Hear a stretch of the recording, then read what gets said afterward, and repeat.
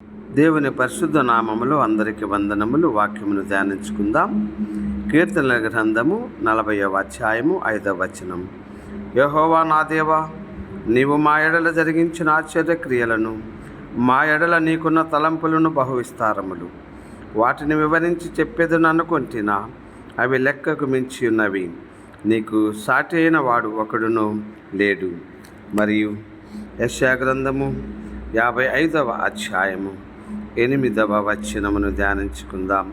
నా తలంపులు మీ తలంపుల వంటివి కావు, మీ త్రోవలు నా త్రోవల వంటివి కావు. ఇదే యెహోవా వాక్కు.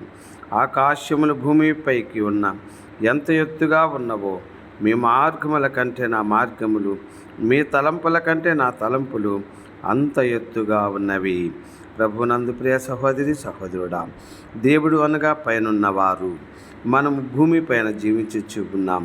మన తలంపులన్నీ ఎంత మాత్రము ఈ భూలోకమునకు సంబంధించినవిగా, ఇదిగో మనకు ఏమాత్రము దేవునికి సంబంధం లేనటువంటి విషయములలో మనము తలంపులు తలంచుచూ ఉన్నాం.